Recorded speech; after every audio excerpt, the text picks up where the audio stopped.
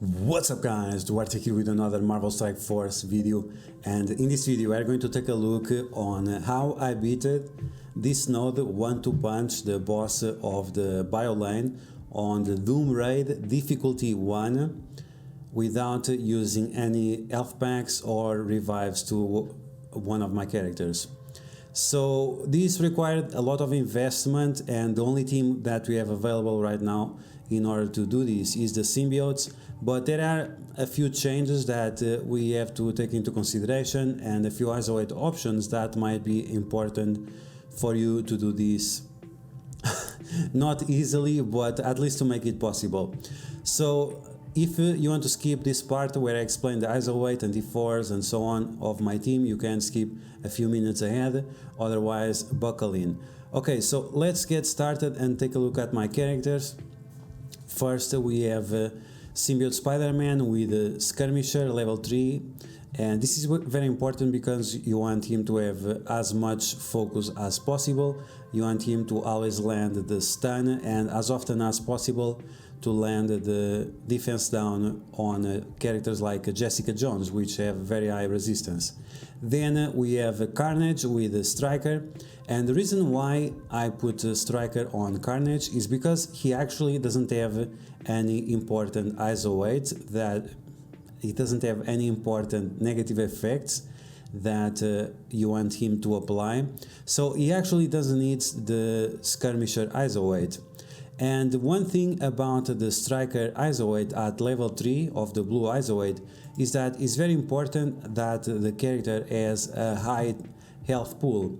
And while, for example, Scream, she has high damage, so her bleeds will do more damage because of this, the level 3 ISO weight doesn't work that way.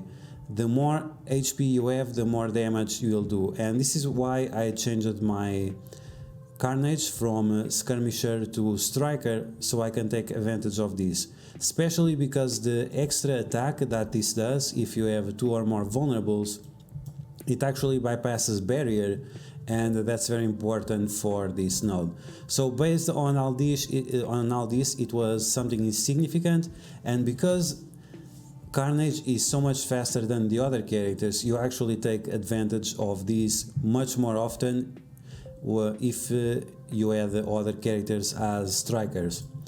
Okay, so that's one very important detail that we have to take into consideration. Once again, Carnage, he has no important negative effects to apply to the enemies, and the ones he can spread is always random, so it's not relevant to focus on Skirmisher, and you can take advantage of his high HP to do more damage, especially against characters who have a barrier. Then we have Venom with Striker because he removes more positive effects from the enemies and he applies more bleeds. Then I have Skirmisher on Scream, and this is once again because I want her to have as much focus as possible, so she always applies the 2-turn slow and the offense down on the enemies. And finally I have Healer on Anti-Venom because I want him to heal as much as possible, and without this ISO weight you lose 35% healing, and this is massive, especially on this character who is a healer, because you want him to bring back your allies as fast as possible, and when you revive it will also increase the amount of healing that they are getting, so it helps with them staying alive. Okay, so that's in terms of ISO weight what I used. Once again, focus for Spider-Man and Scream, and for Venom it doesn't require focus because he already has on his passive, so we focus on dealing more damage with him and increasing the negative effects he applies. And then with Carnage, he's just taking advantage of his massive health to do more damage to enemies with barrier. In terms of T4s, as you can see, we have all of them on Symbiote Spider-Man, we have all but the special on Carnage. Then we have all of them on Venom. It's very important if you have a striker for the basic to be with the T4, and this one applies more bleeds, and this one increases the damage that you do with the bleeds that you spread, and this one increases the amount of health that you get back when you have your turn, which is going to be very important as you want Venom to get on that 90% mark, so it gives defense up to everyone, increasing your mitigation. Then on Scream I have the basic and the ultimate, so we apply 2 turns slow and the bleeds are a little bit stronger. The passive is okay, but because the enemies are so strong on this difficulty, it's not so relevant. And on anti-venom I'll accept the passive, but the passive is actually a little bit important if you are facing a lot of enemies that apply negative effects. Okay, so that's everything for my team. In terms of the position of the characters, I always keep Venom and Anti-Venom on separate corners, and then these two ones, Symbiote Spider-Man and Carnage, in the middle because they are more beefy, and Scream somewhat in the middle as well, because even if she dies, usually she's not so important. Okay, so with all that said, let's get started and take a look at the clip to see the priority of the targets that I did. Okay, so let's get started, and like I was saying, Anti-Venom and Venom on different corners, and my team, as you guys saw, 765,000. There are people even with the stronger teams, 780,000 and so on. They're still struggling with this, so this is very hard. Okay, so early on we start with Ghost Rider applying those bleeds to us, and this is why important that you have your characters as strong as possible. Then you want to apply the bleeds on Doctor Strange, then you want to stun him, and then you want to turn rewind the Negasonic, Doctor Strange and Colossus, and also apply that Disrupt. Now when we use the ultimate of Anti-Venom, that will grant all those regens, that will give us defense up faster with Venom, then the immunity and also the counters. The counters will apply all those bleeds to Scarlet Witch, and that's pretty much it. It will get her very down and allow us to spread the negative effects to Jessica Jones, which is a priority target. Then you want to ability block Ghost Rider, not because his ultimate is very concerning, but because you want to spread the ability block onto the other characters from the second wave. Then you want to focus on Vision and make increase on the time of the ability block, so extend the ability block and the stun for 2 turns, so you don't have to worry about Doctor Strange, and also make sure that the ability block lasts as long as possible whenever you spread it. And then you want to focus as much as you can on Scarlet Witch and on Jessica Jones, so you get the next wave of enemies, so you can spread these negative effects for the enemies. So as you can see, this is what I'm doing, and we have to save the ultimate from Venom for the next wave. Now, if you are lucky, you'll be able to apply defense down to Jessica Jones with Symbiote Spider-Man, and this will allow you to apply slow to Jessica Jones, which is a huge advantage. Now, on the first turn, she will use her ultimate, and on the second turn, she will use the basic attack. So you have to be careful, you have to get rid of her before her third turn, so she doesn't do the special and remove all the negative effects that the entire enemy team has. Okay, so here we go, we are doing fine, we are almost on the last wave. If you can, you should kinda synchronize that Scream or Symbiote Spider-Man kill Jessica Jones, so after Venom can have his turn and spread the negative effects right away. Okay, so we still have 2 turns of ability block on Ghost Rider. This is what we want, so we can spread everything. Now I applied the immunity to everyone. It's not super necessary, it's just as a precaution to make sure that if it gets resisted, the ability block, that will not get any important negative effect on our face. After, you want to stun Mordo just to make sure that he stays without moving. Then I like to get rid of Ghost Rider as fast as possible. And now with the ultimate of Anti-Venom, make sure you focus on one enemy that has a lot of negative effects. With the special of Scream, you want to apply the offense down to, what's her name, to Negasonic, to make sure that on the next ultimate and special that she'll do, you take less damage. Okay, so now we got the third wave, and this is problematic. We want to ability block or stun Squirrel Girl as fast as possible. If you don't have your stun available, ability block her and then save the stun for or Elsa Bloodstone or for Falcon. Falcon first turn, it's fine, but Falcon second turn, when he gives turn meter to everyone, it's very concerning, so pay attention to this. Try to apply slow for Elsa Bloodstone and for Falcon as fast as possible. Here I apply Disrupt once again for Colossus, because I don't want him to taunt, even that I'm not sure if he was going to do his taunt. I didn't count the turns properly, so it probably wouldn't be a problem.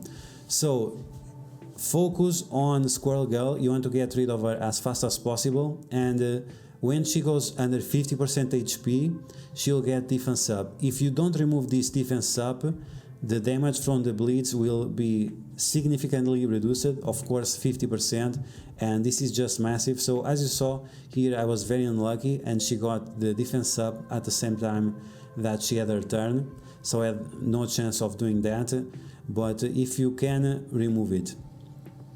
So after, you want to make sure, even if she is like this, you want to make sure that she goes down, and especially before the time ends. Okay, at this point she has 2 lines of health, should be enough to get rid of her with Carnage. Then you want to start focusing on your Elsa Bloodstone, and always keep in mind that Falcon, he has to be slowed and he cannot have his second turn.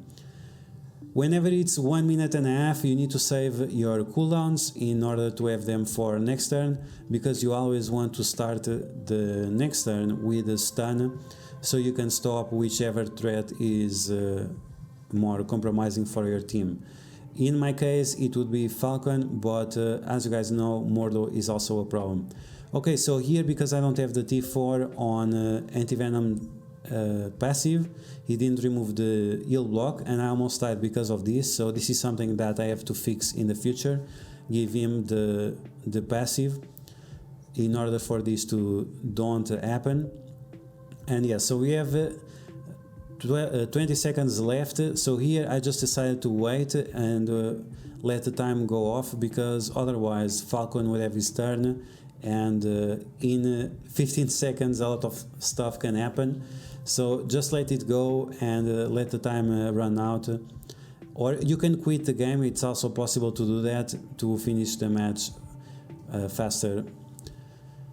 Okay, so we are going for the second attack, and I'm not going to use any health packs, cores or anything like this, just 1 extra energy because we have to attack once again. Unfortunately, the symbiotes right now don't have enough damage potential to finish this off, as many of the characters, Carnage, Anti-Venom, Venom, they have a very low base damage, and this is why it's such a problem with this team to beat this node. Okay, so as you saw, we have Anti-Venom on red once again, because I didn't do the T4 on his passive, so hopefully you are able to do this and it will be a lot easier for you. So we start off with Negasonic, Colossus and Mordo and Falcon. Now it's important to get to leave one guy on red like this, like I left, so whenever you start the next node you can kill him fast with Carnage or with Symbiote Spider-Man, and then Scream will give the speed up for everyone. Unfortunately, I was not able to do enough damage to Graviton in order to get rid of him fast enough, but then I got rid of him, and yeah, so now we have to deal with Falcon. Once again, we don't want him to give turn meter to the enemies, otherwise it's going to be a big problem. So I ability block him with Venom, and if we are lucky we could spread that, but once again, because we failed that Graviton early on, the ability block will fade away. Okay, we apply more bleeds to Falcon, we have to get rid of him. Next turn is going to do the turn meter, we have no more stuns or ability blocks. so we really have to get rid of him. Now we apply all these bleeds to our team, the immunity and defense up and speed up and so on. And as soon as we can get rid of Falcon, then we can focus on other important characters, and in this case is Mordo. With Mordo we kept him under control for a while, but now it's the time that he's going to become problematic. So yeah, we spread all those bleeds to the characters in front. Unfortunately we don't have Disrupt. That would be something nice as well to stop Colossus from taunting, but because it was not his first turn, we don't have to worry about that for at least one more turn. Instead, I decided to disrupt the other Colossus that we are facing for a while from the beginning, and like this, if he taunts, we will be able to go over it. In other situations, we want to apply as many vulnerabilities as possible so we can after remove the buffs. This is a problem that is growing in this Colossus here in the corner. He didn't use his special, now he has this death proof, so this will be several buffs that we have to remove eventually in order to remove his taunt whenever he taunts, which will happen when one of the Colossus goes under 50% HP. Okay, so now we have Mordo very low, but still not good enough, and soon we have to start thinking about getting rid of Negasonic. Whenever you get to around 2 minutes and a half, you really need to start working on that Negasonic, otherwise it might be too late because you have to bypass the barrier and so on. Like I said in the past, with the Striker level 3, on Carnage you can bypass the barrier, but it requires to have always 2 turns vulnerability on Negasonic in order for this to work. Okay, so now I have the stun. Here I made a big mistake. I applied the stun to Negasonic and applied the slow. That's fine. The problem is that I put on auto without using the special of Carnage. So unfortunately you cannot spread the stun, but if you use the special it removes the stun. For me this is a big issue. Maybe it should be considered a bug. I don't think it should remove the stun, but yeah, if you don't consume the special of Carnage before you put on auto, this is probably going to happen, so make sure you avoid this mistake. And then I continue to focus on Negasonic. Because she has defense down, she takes a lot more damage, and with the ultimate of Carnage it does a lot of piercing damage, so that's good, full damage on her face. And here you can see we have to deal with the taunts. First taunt, the Colossus was disrupted, but now he gave a deflect to the other Colossus, so now we have to remove 4 buffs in order to remove this taunt right here. Our enemy Negasonic got very low on the red, so we got all that extra turn meter. So that's going to be nice for us to remove those buffs from Colossus and eventually the taunt. So first vulnerability, and now Venom will be able to remove all of them, and we can focus once again on Negasonic and make sure that we can get rid of her. We have 1 minute and 20 left, and as you guys saw, we are on auto for 1 minute already, and it's very important that you keep on auto, otherwise you might not be able to do it, because once again the damage of these guys is so low. Okay, so there I spread the debuffs with Venom. Of course this is on auto, so I had no control over it. And now Carnage, because of the ISO weight, is going to remove Negasonic even without even with the fact that she had the shield. Now I put stun on the Colossus that has more HP, and then we just finish off these 2 guys, and yeah. So as you see, there are a lot of things that we have to take into consideration. It takes a lot of practice to get here. Before I was doing this on 3 attacks, I would get here and time out. And this is why it's very important to pay attention to little details in order to increase your efficiency. And like I said, changing the ISO weight from Carnage, from Skirmisher, which is decent, to Striker makes a huge difference.